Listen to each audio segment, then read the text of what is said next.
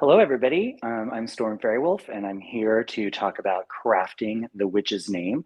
First, I want to say thank you to Llewellyn for inviting me to be part of this. This is really amazing, great opportunity to be able to talk to people and get the message out there. So thank you, everybody, for tuning in, and let's get right to it. So I want to talk about crafting the witch's name. And of course, shameless plug, this is material from my brand new book, The Witch's Name, which just came out in March. So one of the things about the witch's name or the magical name, many different traditions of witchcraft have a custom or tradition of taking on a new name when you become part of that coven or that tradition.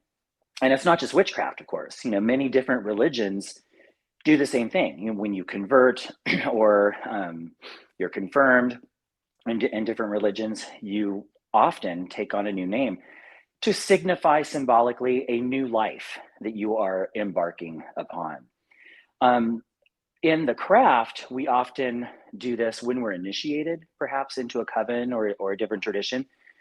And some people, like myself, may have multiple names because they might be part of different traditions. I'm initiated in a few different witchcraft traditions, and in each of those, I have a different name that's known only to the initiates of that particular group. Now, what's important, I think, to understand about taking on a magical name is that this really is a spell that we are casting upon ourselves. I know a lot of people kind of look at it, depending on the kind of name. If you're looking at a kind of name like mine, Storm Faerywolf, trust me, I get all of the feedback, all across the spectrum on what that kind of name might mean to different people, magical people and non. I get accused of being a LARPer, which I'm always a little offended by because they think that's an insult, and I think LARPers are awesome, so, or a cosplayer, these people put in a lot of work into what they're doing, so don't use that as an insult. But the point of taking on a name is that it helps to shift our consciousness.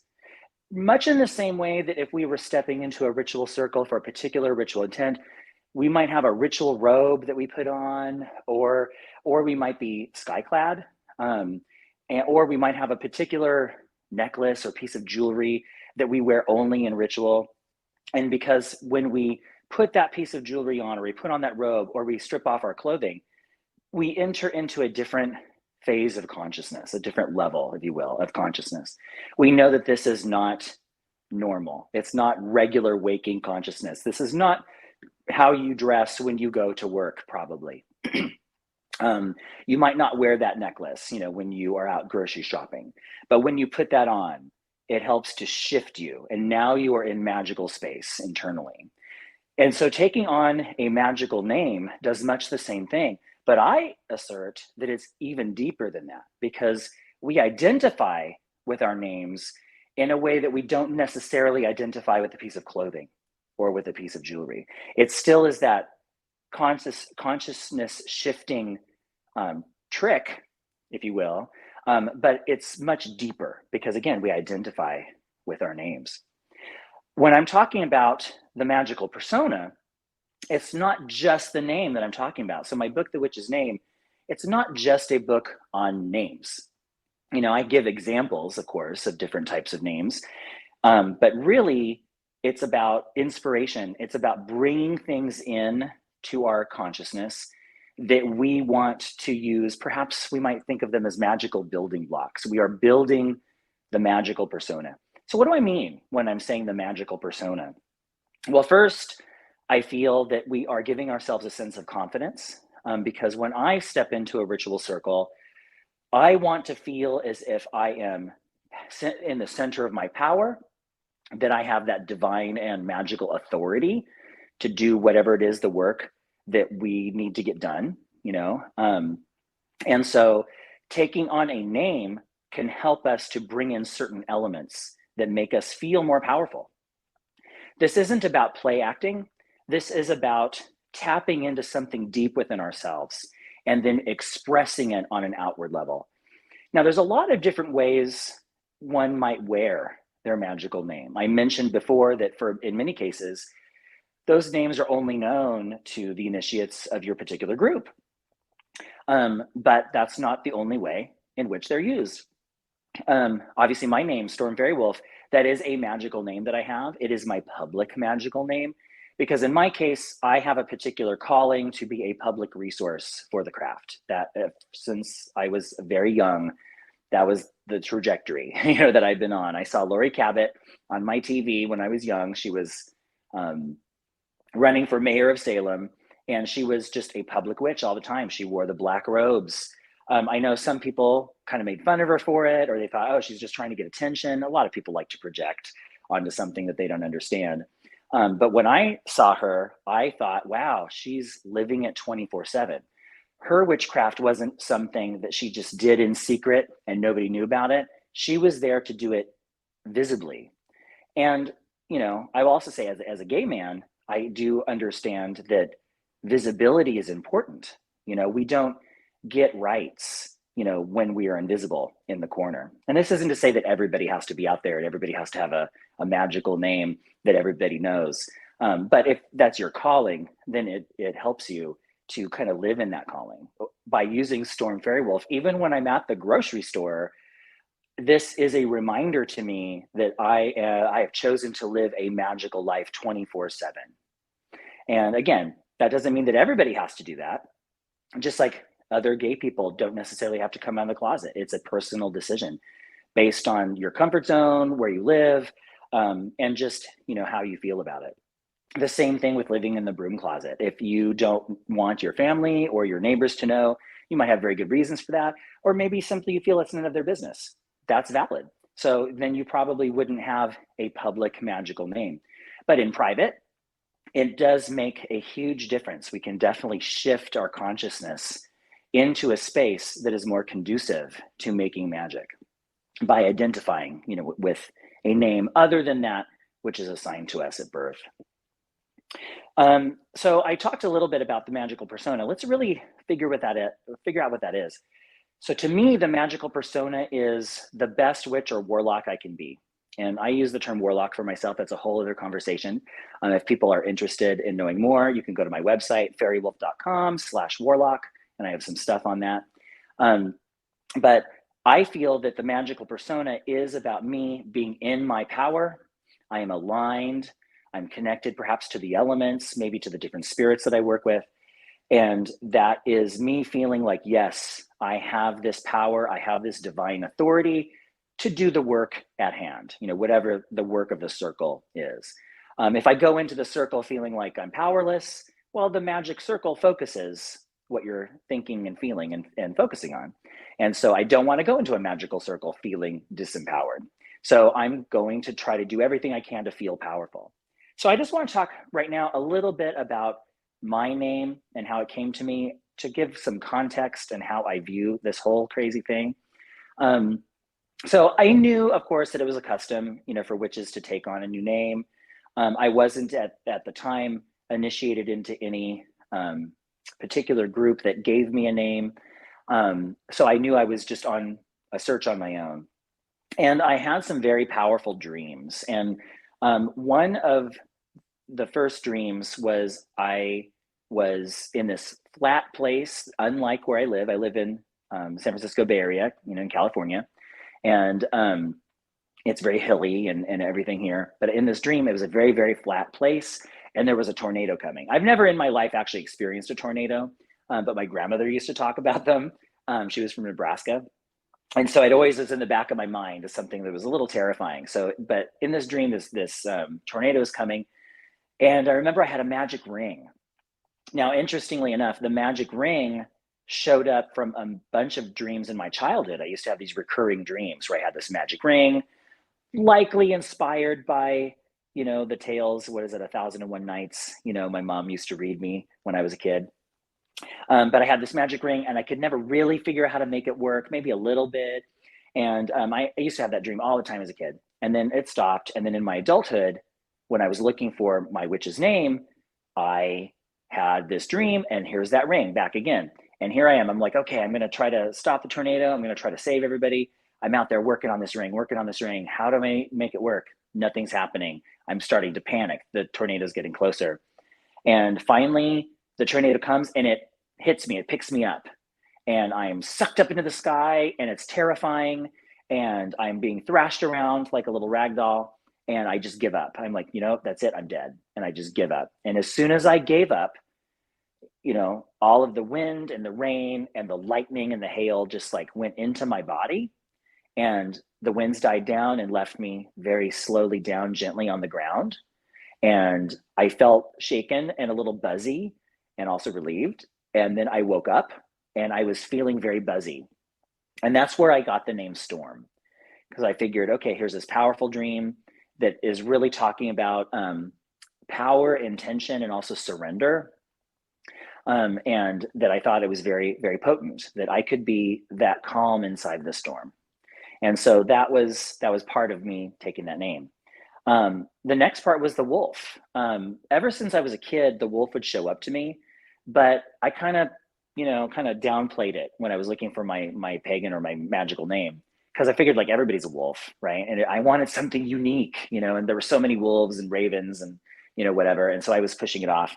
But then I had this dream where I was running up this mountain and it felt weird. And I looked down and I had paws.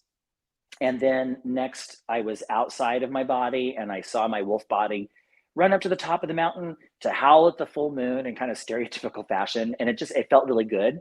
And then I woke up and realized that the reason I was downplaying the wolf thing wasn't because, I thought it was, wrong. It's because my ego was getting in the way and I wanted something unique. And I wasn't sure how people would judge me. I also didn't feel at that time powerful enough to take on something like the wolf. You get like wolf is powerful and you hear like, oh, the lone wolf. And it's like, maybe it's kind of macho sometimes. And I certainly was not feeling, macho then. I was like, what, 19, 20? And, since then I also had an experience where a particular wolf spirit came to me when I was homeless for a brief time when I was about 19. And this wolf spirit came to me. I called her Mother Wolf, and she just instilled in me a sense of peace and joy and hope at a time that I was feeling pretty hopeless.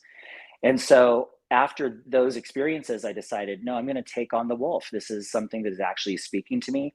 And so my name was Storm Wolf, for a good long while, until I was formally studying the Anderson fairy tradition of witchcraft. And then I brought in fairy into my name to represent that particular type of magic. So in this story, we see that I have taken some things from dreams that meant something very specific to me that also helped me to aspire, to something greater. It's not something that I feel like I don't have, but it's something that I do have that I want to continue to cultivate, right? I feel like I have that power of the wolf. Wolf is also a very social animal. I know a lot of people talk about lone wolves, but usually lone wolves are the sick ones. They've been ejected from the pack or they've left the pack for some reason. And hopefully they'll find a new pack, because a wolf without a pack is a pretty sad thing. And I like to think of myself as a pretty social person. I kind of feel like it takes a village or it takes a coven, to get things done. So that's another thing that the wolf reminds me, to work with others, that we're all kind of part of this pack together, this grand global pack. And, we might disagree, but we still are on this insignificant rock together. And so we better figure out how to make it work. And then, of course, the fairy reminds me of the fairy magic, that liminal space that I think all witches share. We all are connecting into that liminality, the nebulousness of the numinous, if you will. And so Storm, Fairy, Wolf, this 3-part name, first and foremost, is a reminder to me of the values that I have as a warlock and how I want to present, that into the world. And also it keeps me, if you'll pardon the term, it keeps me on the straight and narrow. It reminds me, again, of what my values are, but also that I live in this world, but I've made a choice to live magically in this world 24/7. So that's just a little bit about my background and how I see, the witch's name. So many different occult traditions have very similar concepts when it comes to this. If you're looking at anything in like ceremonial magic, you might have a magical name or a magical motto.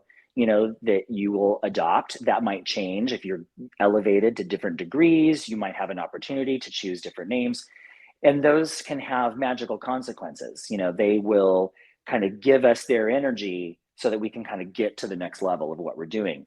And that also brings up the idea that we could change our magical name.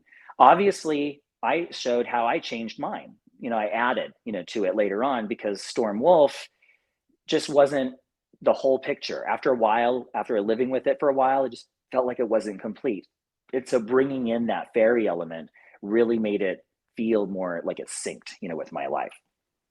So what we might do in terms of choosing a name, for ourselves, it's common to look at nature or mythology to get inspiration, but we might also look toward history. We can look at some of our old craft elders, and see what they did. In my book, The Witch's Name, I do talk about some of the early Wiccan elders and talk about some of their magical names, what we might know about them. Sometimes we don't know that much about them, just to give some inspiration. But also other historical figures, perhaps, that we identify with. We might even take on the name or partial name of one of our ancestors that we feel has particular significance for us. It's all about being able to look at these names as energy components, if you will, like building blocks of energy. And we are now using those to build our own, again, magical persona. And so in just a minute, I'll go ahead and take some questions. So I haven't really been able to look at the chat, that much, but I was told I'd be helped with that at the end. So if you do have any questions about taking on a magical name, I would be happy to talk about that. So yeah, how do we have any questions? Let's see, it looks like I have one. Banshee says, do you feel, Storm, that you've grown more into your name over time? Absolutely. One of the things too about my name is there's been times that I felt like it painted me into a corner, because it's very specific. And I think it was probably more common to choose a name like mine back in the 90s, late 80s, early 90s. And so there were times that I felt like, oh, is this really what I want to keep doing? And ultimately I realized that the reason I was having trouble with that is, again, because of my ego. I wanted to look cooler, or I wanted to look more attractive, in certain situations. If I go to, a gay club, which I haven't in a while, but I used to go to a club and, oh, what's your name? Oh, I'm Storm Faerywolf. And people would raise their eyebrow and be like, what the hell is that? So it did kind of limit me in one regard, but it also was supposed to limit me. It's supposed to limit me in a specific way. It's supposed not so much limit, but I feel like it focuses me. And so over the years, I feel like I have grown into it more, where I don't feel, there was a time where I felt like I had to explain it a lot, to people. And I'm willing to explain things if people, ask respectfully. But now I don't have those negative feelings anymore, because I did grow into it. I realized this is just my name. And all the people that know me in my life, they're like, that's just your name. That's just how they know me. But obviously it wasn't my birth name. I was sort of named after my father, who was sort of named after his father. So I felt like really my birth name was given to me on loan. I didn't really feel it. And I know a lot of kids feel like they want to change their name or whatever, and then they usually grow out of it. I obviously never grew out of it, and so I did find that choosing my own name really was an act of power. It is an act of self-creation. And I kind of feel like in occultism and witchcraft, that is first and foremost, what we're trying to do. We're trying to self-create. It's like the first act of the goddess was to self-create the universe. And I feel like that's what we're being called to do, when we take on, a name such as this. And there's other types of names. We might also have a name for our own higher self or our God soul. I have a secret name, for what I call the holy daemon, my higher self. You might have names that only spirits know, that you only use with the gods. And I have a bunch of those kind of names too. And every time I use those particular names, it just focuses you in a particular way. So it's like picking up a different wand that's used for a particular purpose, or a different blade, or here's this stone that has this energy. And so it's a way that we can kind of build our power brick by brick. right. Let's see. Are there any other questions? Let's see. Billy Joe Buckles says, I used to role play online and have two names that I've used as characters online. One, though I feel very strongly as me, could this be used as a magical name? It absolutely could. If you identify with that name, it doesn't matter that you've used it in role playing. Hey, you used it in role playing as a way to kind of test it out. Also, hey, hidden in plain sight, right? That's something too. Even if you wanted to keep it secret, there's no reason why you couldn't use it as your role playing name. Nobody has to know that it's also your witch name, or a witch name. I recommend trying these names out. Something else too is that we want to see how it sounds. So if you pick a name, you might want to go into the. I don't know if you heard that, like cars going by. It sounds like a dragon. But you might go into the bathroom and look at yourself in the mirror and say your name. I am Storm Faerywolf. Say it 3 times.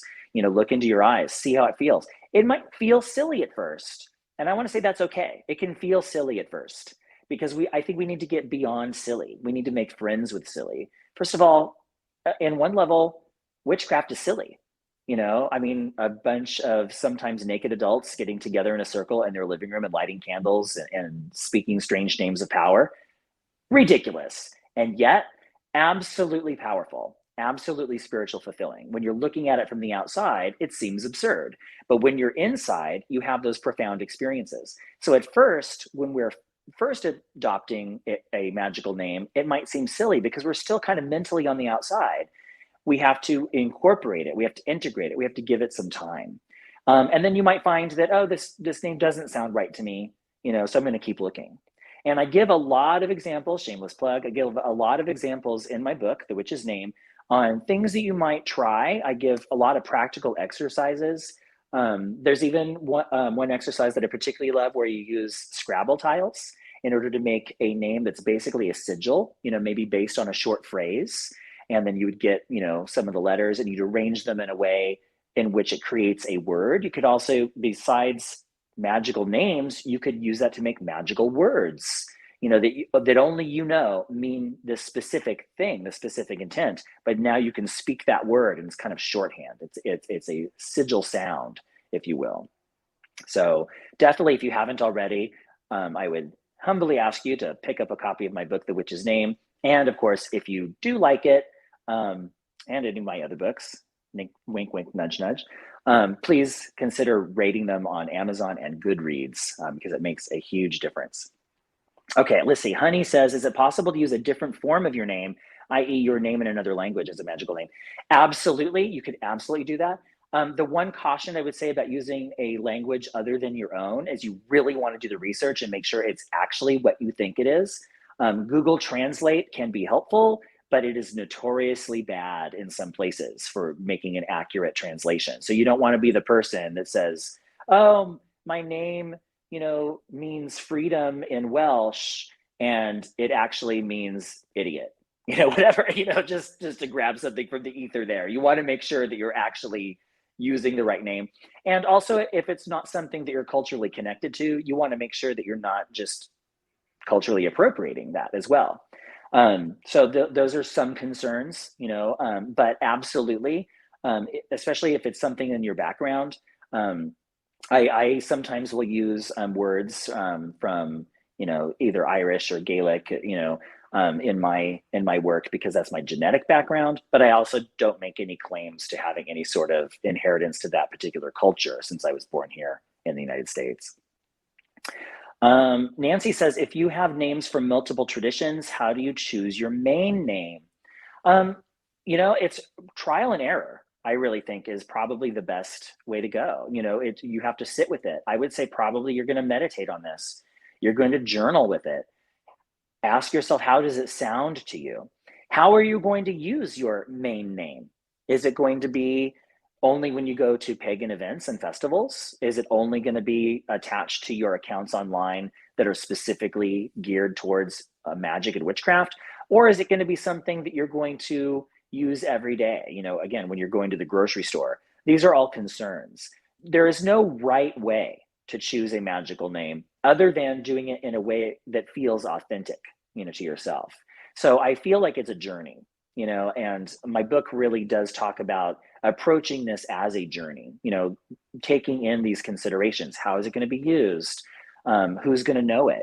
Am I only using it with the spirits? That sort of thing. And most importantly, how do you feel about it when you identify with it? If you feel powerful and you feel otherworldly, then I'd say that's a go. That's a green light.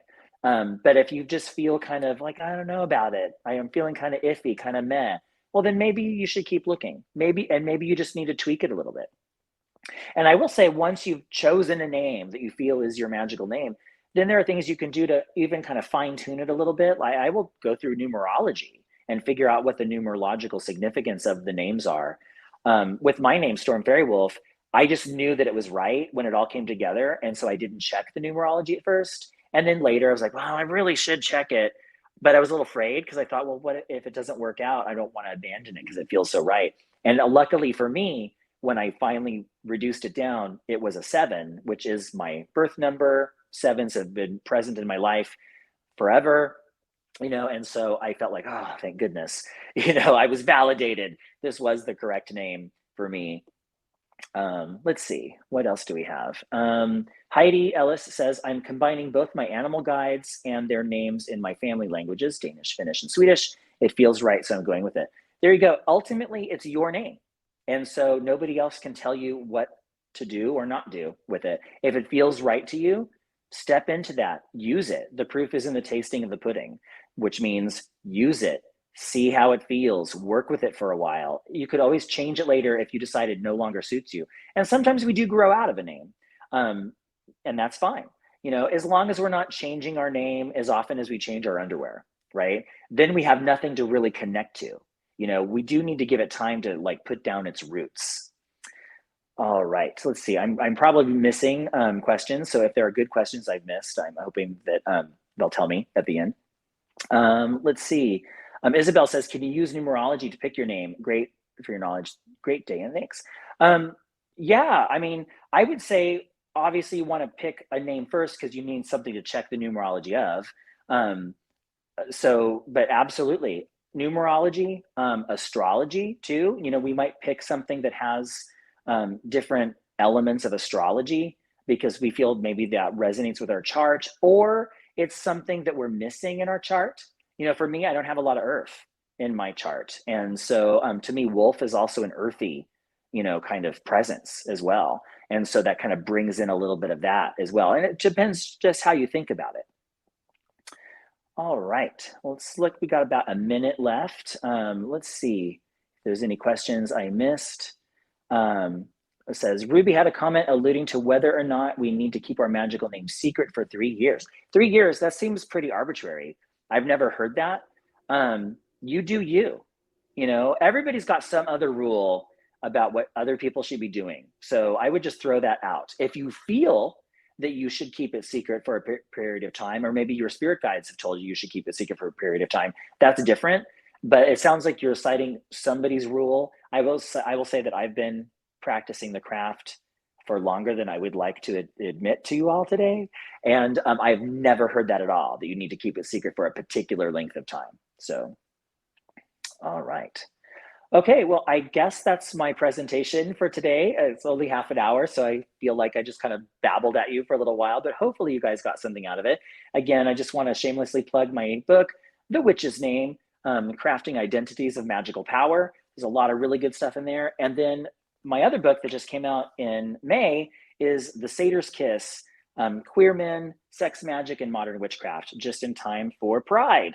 So please check those out if you haven't already, and please give me a good rating on Amazon and Goodreads. I really, really appreciate it. If you want to know more about me, you can follow me on my website, faerywolf.com. That's F-A-E-R-Y, wolf.com. Remember, it's A before E. There's no fear in fairy. Check me out there. You can also check out our online school at modernwitchuniversity.com, where we have our Black Rose Witchcraft course, which is a 1-year online course. And you could also check out modernwitch.com. I just started offering on our Modern Witch Patreon our travelers tier, which means for $25 a month, you can get not only access to our Discord, But you can also get a new guided meditation written and read by me. So those are things that you can do. And I also have some other guided meditations up on modernwitchuniversity.com. So check it all out. You can follow me on Twitter at StormFaerywolf. And I just want to say once more, thank you to everybody who attended this. This was awesome. Thank you, Llewellyn, for inviting me to do this. And I hope everybody has a great rest of your day. Thank you.